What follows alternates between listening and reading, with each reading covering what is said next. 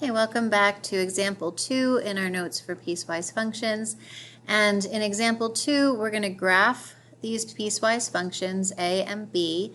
And it's better to do it with a pencil if you have a pencil that you can grab as opposed to a pen, because the easiest way to graph them is to graph the entire subfunction and then go back and erase the parts that are not in your subdomain.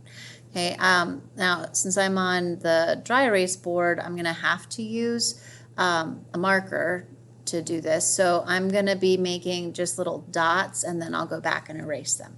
So in example A, remember anything before the comma, that is the subfunction. That's what we want to graph. Anything after the comma is the subdomain, or the section of that function that we keep on the graph.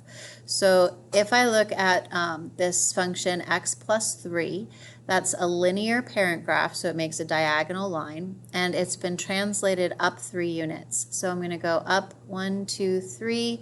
There's my y-intercept. The slope is a 1. That's the coefficient on the x, and so this would be, just making little dots here, this would be the graph of that line.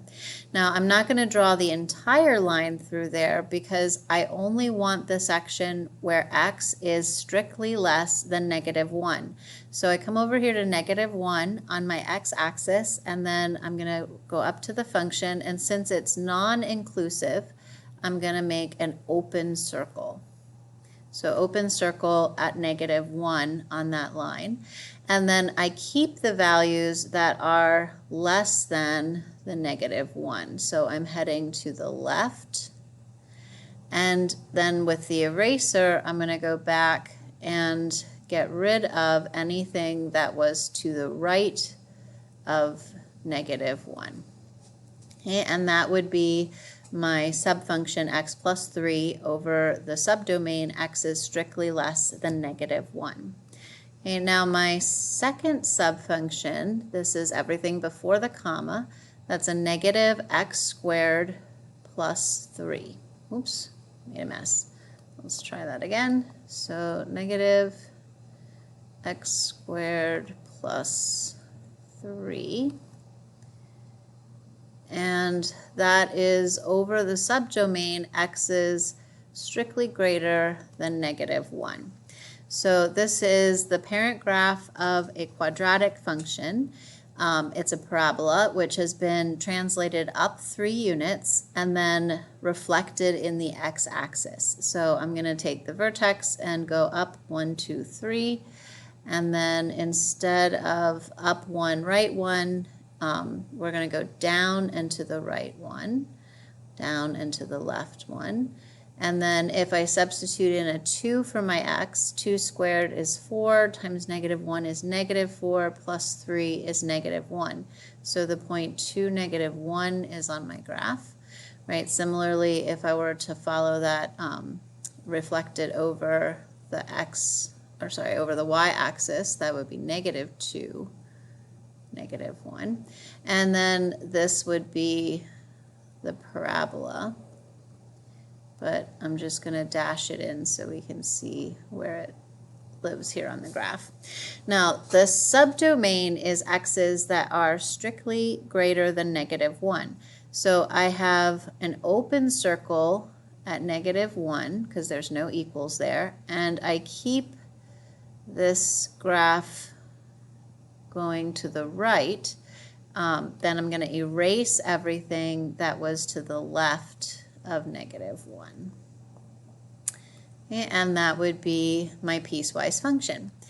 Now when I want to find the domain of that piecewise function, I can either look at my subdomains here and combine them, or I can look at the graph and come up with my domain from the graph. So if I notice that my subdomains are all real numbers here except -1. -1 is the only excluded value, right? I can verify that in my graph because there's a hole in the graph here at -1. So the domain in interval notation is -∞, comma, -1, non-inclusive, union, and then we pick back up on the other side of that hole at -1, and then to infinity. So that's all real numbers except for -1. And then the range is the y values from bottom to top. So we're starting at the bottom of the graph at -infinity, and then we go up, up, up, up until we reach this absolute maximum of 3. And since that is inclusive, we need a bracket around the 3. Okay, so go ahead and pause the video and try example B on your own. You're going to sketch the graph of the piecewise function by hand using transformations, and then give its domain and range. And when you're ready to check your answer, you can resume the video and we'll go over that together. So hopefully you took a second to go ahead and sketch this graph. Our first subfunction here is an absolute value, which has been translated up 4 units, 1 unit to the left, and reflected in the x-axis. So it opens down. So I'm going to start at the origin and count up 1, 2, 3, 4, to the left 1. There's my new vertex. And since it's reflected in the x-axis, I'm going to go down and to the right 1, down to the left 1, and then I can follow that slope straight out to the ends of my graph. Okay, now the subdomain is everything after the comma, so x's that are less than or equal to 1. So at 1 on my x-axis, I head up to that y value that goes with it, and I'll have a closed circle because there's an equals there, and I keep everything to the left of that closed circle. Okay, then I'm going to use the eraser and remove anything that was to the right of the closed circle. Okay, then my second subfunction is everything before the comma, which is just the number 3. And this is y equals 3, which is a constant function. So if you remember from our parent graphs notes, a constant function graphs a horizontal line. So from 1 to 2, the 1 is non-inclusive, the 2 is inclusive. We're going to have a horizontal line at 3. So here's my open circle at 1, 3, then a closed circle at 2, 3, and then my line segment in between them, right? Because this subfunction is only defined from 1 non-inclusive to 2 inclusive. Okay, then our linear subfunction, 2x minus 4, that's a diagonal line, has a y-intercept of -4 and a slope of 2. So we would come down here 1, 2, 3, 4, and notice we kind of fall off the graph here. So you could, if you wanted to, just put those, there's -3, -4, and then reason through your slope. So this would be up 1, 2, and then over 1, right? Up 1, 2, and over 1. Up 1, 2, and over 1, up 1, 2, and over 1. So you could do it that way, or if you prefer, you could pick a value for x to get a starting place on the graph.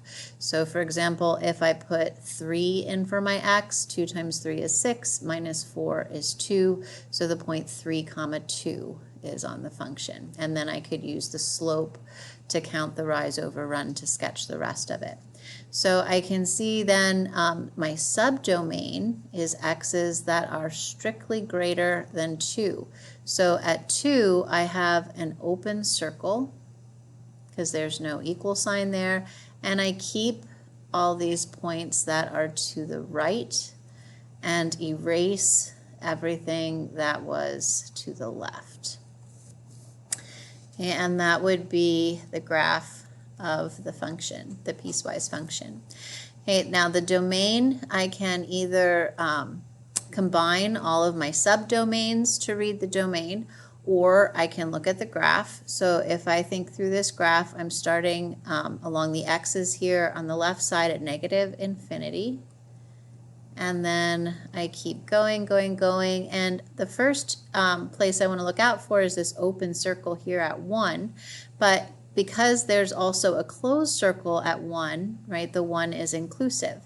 Then I keep going, here's an open circle at 2, but then right above it, there's that jump discontinuity, there's a closed circle at the same 2, so 2 is inclusive, and then I can keep going off to positive infinity. So my domain is fully unbounded.